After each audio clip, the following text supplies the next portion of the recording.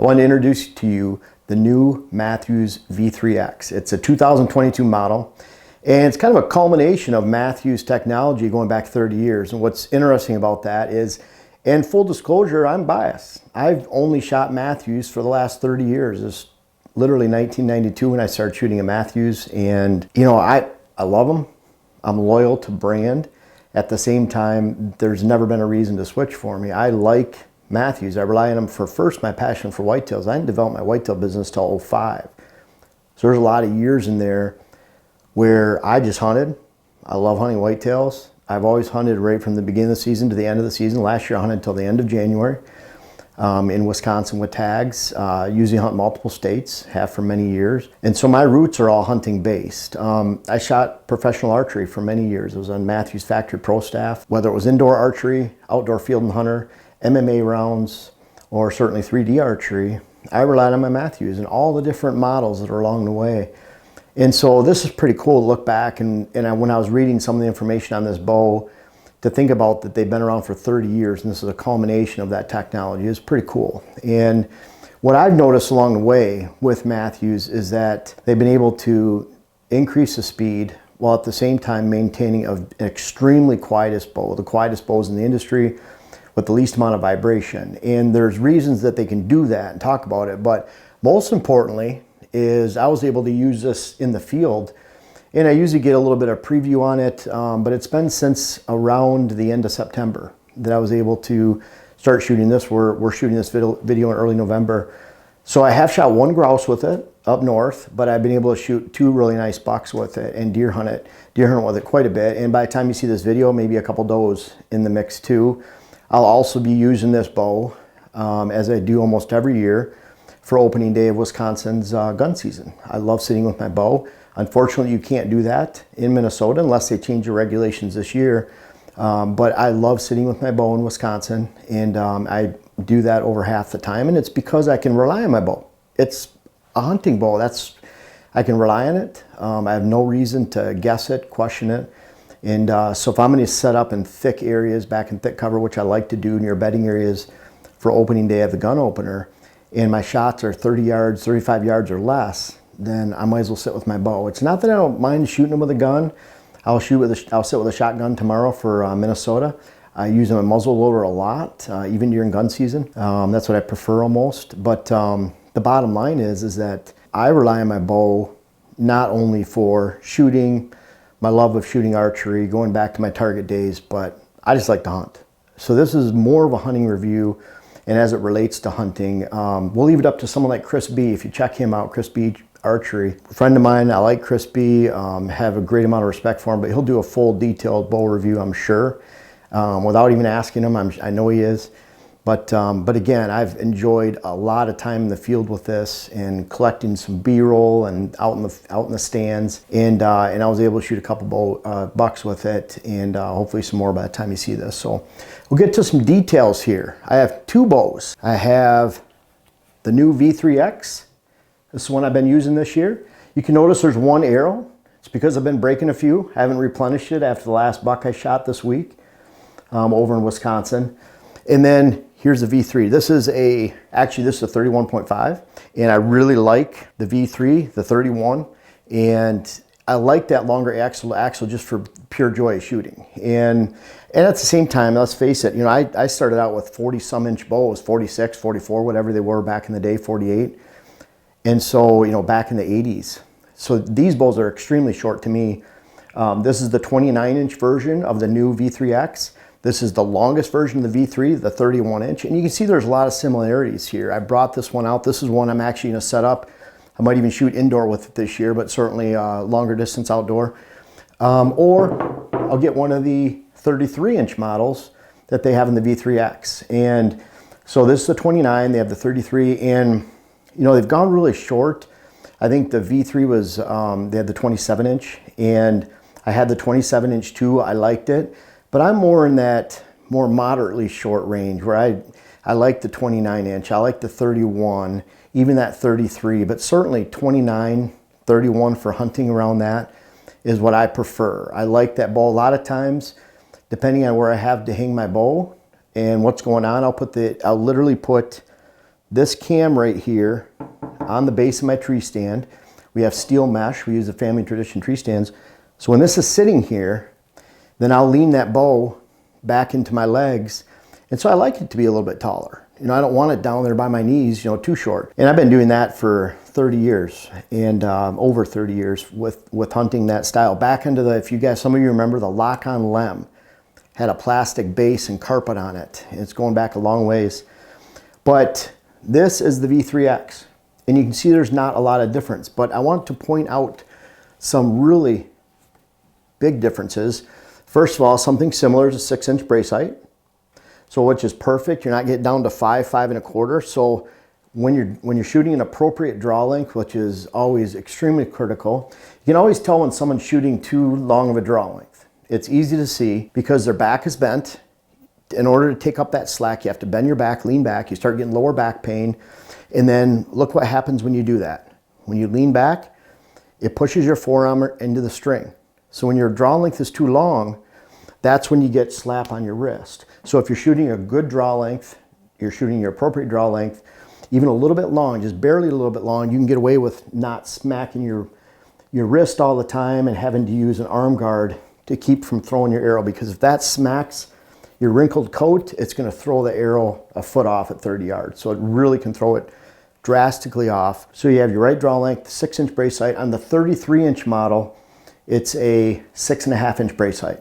So really good moderate brace height lengths, and you don't want it so it's so short that it makes it a faster bow, but at the same time, it also has the potential of hitting your wrist. You don't want it so long that it takes it in more of that target bow category. So you want that more moderate for hunting. And again, I like this length. The 29 has been perfect this year. Now, they have the bridge lock sight technology. And if you notice right here, this is a huge difference, and it's the first of its kind, where the sight bar actually fits right into the riser. And you can say, well, what does that really matter? Well, for one, it's locked in there tight. You can see that. This is a Spot Hog Fast Steady, and not sponsored by them or anything. I like the sight. You can also use an XL and an HHA sight. Those also fit with this type of system. So check with your manufacturer of your sight, make sure they'll fit in there. But you still have the tapped holes right here, so you can still put that sight mounted right on the outside just like you normally would. The reason for this though is it's taking that weight that would be positioned on the outside of the bowmore and putting it in line with the arrow. And we'll talk about that down there of why that's important, why it's important to have an efficient bow, and how that keeps from robbing energy with bow twisting when on that shot. So it makes it for everything being in a line that makes the bow quieter, more stable in the hand on the shot, more in line with the arrow. It's transferring more energy to the arrow ultimately, and it's severely locked in place right here. So I really like that addition. What that also allows you to do, we'll skip down to right here, the Lowepro quiver system. You can see that right there, where because of that arrow, when you have that for hunting or shooting anything, but you see that arrow is very close to the riser. Because that sights into the center of the riser, and because of that system, then that arrow sits very close. This is a non-detachable quiver. They make a detachable one. Detachable is 5 arrows, and the non-detachable is 6 arrows. And so I love this low profile. You can see where the hood is almost fit up into the limb cup right there. So everything is very streamlined and in line with the shot.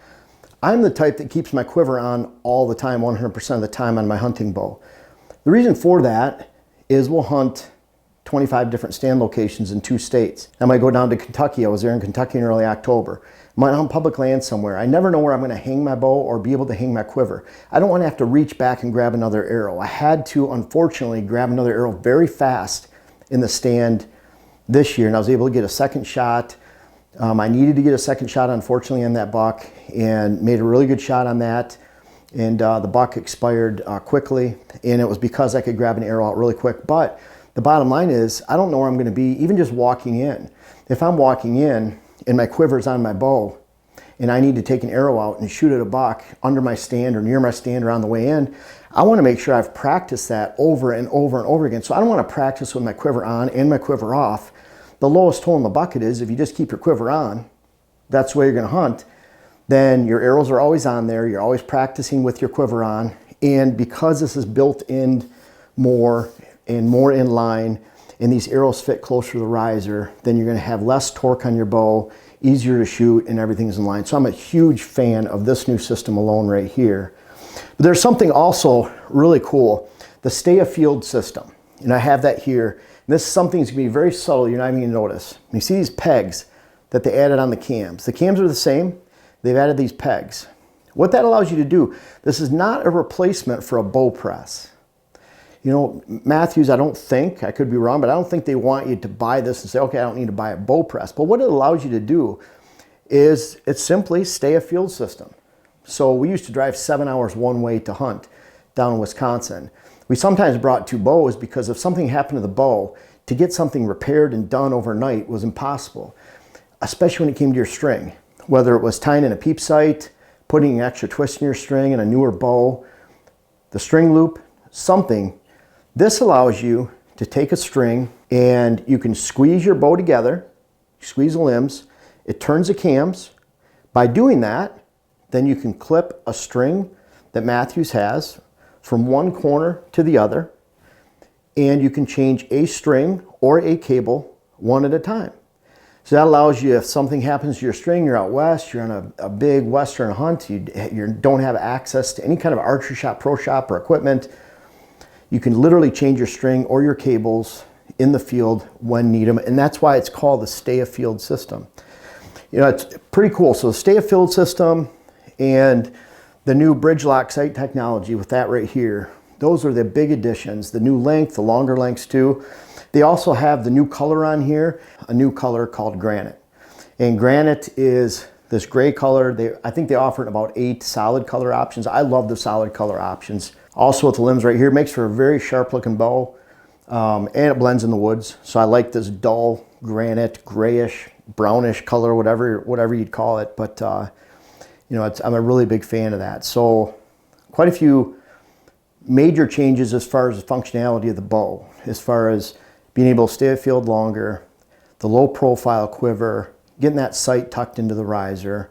Something I want to add too is I've been a big fan of this. When it came out, I thought, you know, this is a silent connect system, and these go right up in between your limbs here. And what that allows you to do is this rope, it's a Mathews specific rope, but it's a loop, has a little piece of rubber that you can slide down to keep it tight, but just loops over the end. You don't have to use a metal clip, make a bunch of noise. What I do is I've always had a good nylon rope. I wind it all up, so I have a bunch of loops. I tie a knot into it, and I just put one of those loops on there. So whether I'm using the actual Mathews specific bow rope or not, the silent connect system is on the V3X. It was on the V3s and some of the bows before. A huge fan of this right here, and that's something I would not have wanted them to change with this bow, and they didn't. You know, and what does that all mean? And I put down here quietest, least vibration, lowest vibration, lower vibration that they've ever had. And you know, I started off this, I talk about hunting, you know, this is what I do. I love getting in the woods, but really in the end, and this is really important to understand this, there's a lot of very inefficient bows out there, poorly designed. The higher the level of stored energy that you get transferred to the arrow, and this is something I've been talking about for years. I think Dylan and I shot a video going back into the Halon days where he talked about that transfer of energy. There's stored energy in the bow, obviously, when you pull it back. I don't know if you guys remember, but boy, back in the late 80s, 90s, they're starting to make these speed bows. I won't even mention brands, but those bows would explode because they had so much stored energy, and the bows are so inefficient, not a lot of that energy would transfer to the weight of the arrow. So they're breaking sights, they're breaking limbs, they're breaking risers, they're breaking stabilizers, your threaded rods to hold the stabilizer on, and it would shake things apart. Screws would come loose, and that was because the bow was very inefficient. We've come so far in the last 30 years, and that's where Mathews excelled right off the bat. They're a little bit slower bows at that time. These are a lot faster. The V3, the V3X, similar speeds, but they're allowing to take that stored energy and transfer it there. What does that mean? That means that they have a super quiet bow even with a lighter arrow. You don't need a heavy arrow to quiet this down. Literally, some of the bows out there on the market, because they're so inefficient, you have to put in a heavy arrow through that bow to actually quiet it down to be as quiet as a Mathews. And so that's the big difference. Really big difference. But it's because it's a very efficient bow. What does that mean?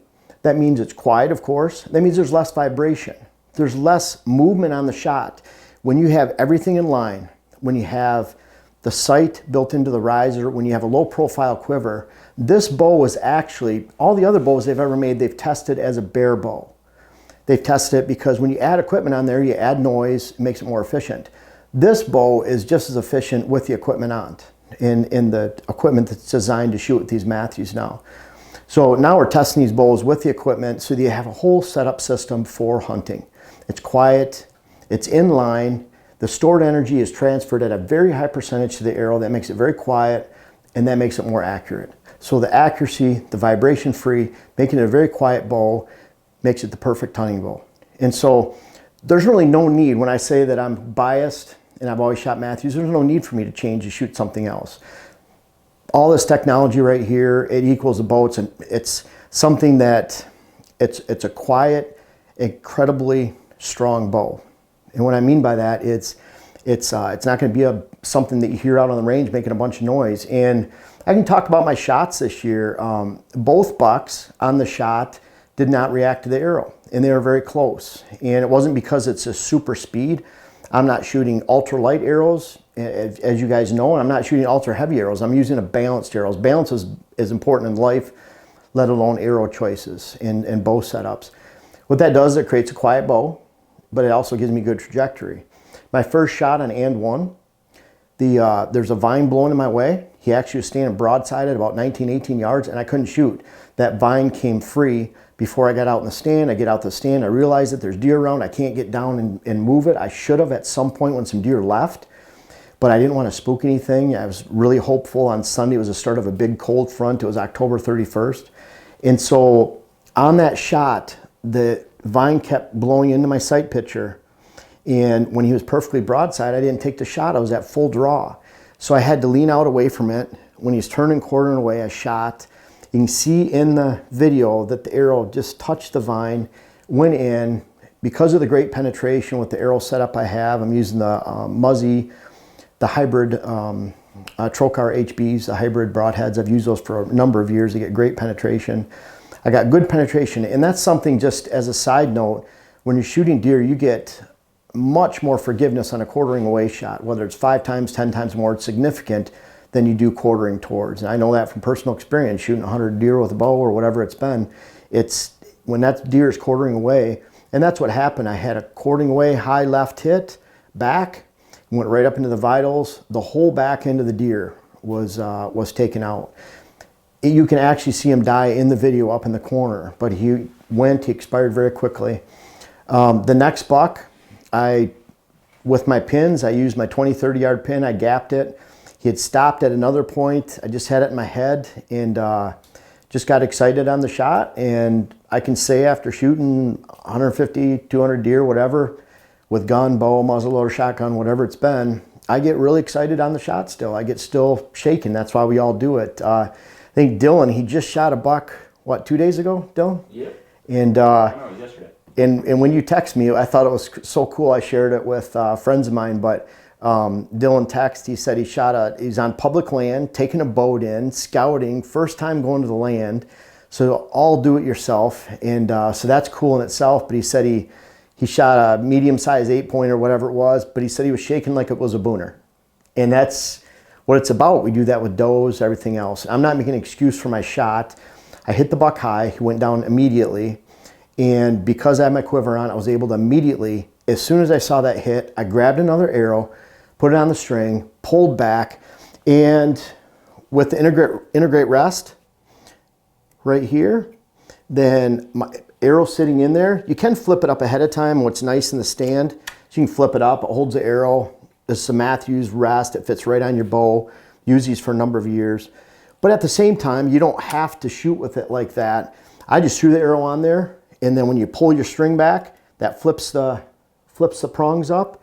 And so you can hear all that noise when I'm pulling back, because I just threw an arrow on there, pull it back, aimed at him, he stopped, got a great second shot into him about 30 yards away, and he expired within seconds after that. So not proud of that first shot, but I am proud of the fact that he died very quickly. And I was able to recover both deer in just different circumstances this year. But really happy with the bow's performance overall. And you know, if you haven't checked it out, these are worth a try, even just shooting in the store. Really notice the lack of torque on the shot, notice the lack of vibration, and certainly notice how quiet they are. I'm a really big fan of these, and 30 years that Mathews has been around, their bows have always been efficient, but each one is a little bit more efficient by putting everything in line, tucking the quiver in, and everything that they do to make sure that more energy is transferred to the arrow. It makes a highly efficient bow that translates into an incredible, exciting hunting bow. I can't wait for you guys to try it out. I've really enjoyed it. It's always bittersweet this time of year. Dylan and I make a video about this Mathews bow. He shoots a video for me. He shoots B-roll. And when we're making this video, that means it's, you know, the rut's winding down. My bow tags are winding down. There's still so much hunting to do, but it's that time of year. We're right in the middle of the season. Hope you guys enjoy this bow. Check it out. It's definitely worth a try. It's Mathews' quietest, most efficient, lower vibration, more energy, stored energy transfer to the bow that they've ever made. And I know you guys will love it if you give it a try. Folks, I want to make sure you check out my web class video series, whether it's how to design your food plot program or how to design your property in general. And we have a new one coming out that'll be how to hunt the rut. But these bucks back here are a testament. Some of these bucks go back to 93. They're even in different states. I urge you to check out those web classes that you can help yourself, help your land, help your hunt. The link is in the description. And also for those that have tried them out, I encourage you to offer some feedback in the comments below. Thank you.